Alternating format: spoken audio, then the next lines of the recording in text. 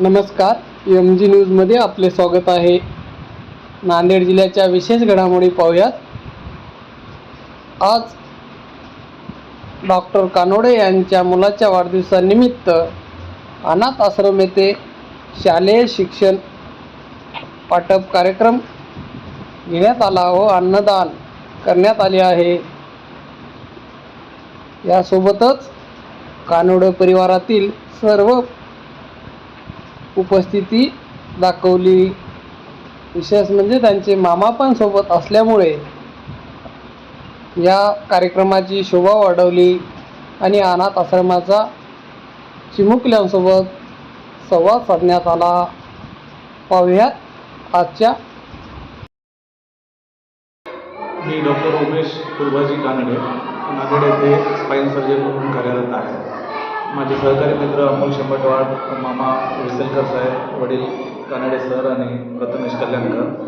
आम्ही आज माझा मुलगा अथर्व उमेश कानडे याच्या वाढदिवसानिमित्त दुसरा वाढदिवस साजरा करावा आणि काहीतरी नवीन उपक्रम करावा या उद्देशाने आम्ही आज लवली साळवे निराश्रित जो आश्रम आहे धनगरवाडी रोडवर, इथे आज आम्ही साजरा करण्याचं आयोजन केलेलं आहे. या ठिकाणी आम्ही जे पण निराश्रित मुलं आहेत त्यांच्या शिक्षणासाठी ज्या शिक्षणोपयोगी वस्तू लागणार आहेत, जसे की स्कूल बॅग असो, वही, पेन, पुस्तके असो, हे आम्ही वाटप करण्याचं औचित्य या निमित्ताने आम्ही साधलेलं आहे.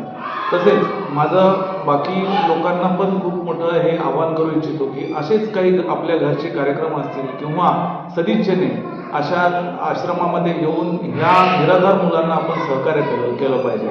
एक तर त्यांच्या शैक्षणिक कार्यात मदत करा किंवा त्यांच्या दैनंदिन उपयोगी पडतील अशा वस्तूंची मदत करा किंवा इथे लागणारे जे साहित्य आहेत, जसे की त्यांना दैनंदिन जेवणासाठी लागणाऱ्या अन्नधान्य असू द्या किंवा इथे लागणारे त्यांना झोपण्यासाठी लागणारे बेड्स असू द्या, ब्लँकेट्स असू द्या, किंवा जर होत असेल तर आर्थिक मदतसुद्धा आपण करू शकतो की जेणेकरून ह्या संस्था खूप काळ टिकून राहतील आणि खूप साऱ्या निराश्रित मुलांचं याच्यामुळे उद्धार होईल आणि त्यांचं शैक्षणिक वाटचाल पुढे चालू राहील आणि ते खूप आयुष्यामध्ये त्यांच्या स्वावलंबी बनू शकतो. तुम्ही डॉक्टर असल्यानंतरला याच्या अनुसार आता पुढील काही दिवसामध्ये किंवा त्यांची आरोग्य तपासणी वगैरे काय कुठल्या पद्धती पुढे करणार का?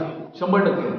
आता आम्ही डॉक्टर प्रोफेशन असल्यामुळे हे जे विद्यार्थी आहेत, इथले विद्यार्थी असू द्या, स्टाफ असू द्या, त्यांना यापुढे लागणारी काही पण वैद्यकीय मदत असू द्या, हाडाचे तज्ज्ञ आहे मी, स्पाईन तज्ज्ञ आहे सर, फुफ्फुस आणि रोग विशेषज्ञ आहेत, तर मुलांना कसलं पण आजार असू द्या, त्यांना काही पण वैद्यकीय मदत असू द्या, ती आम्ही करण्यासाठी सक्षम राहू ही माझी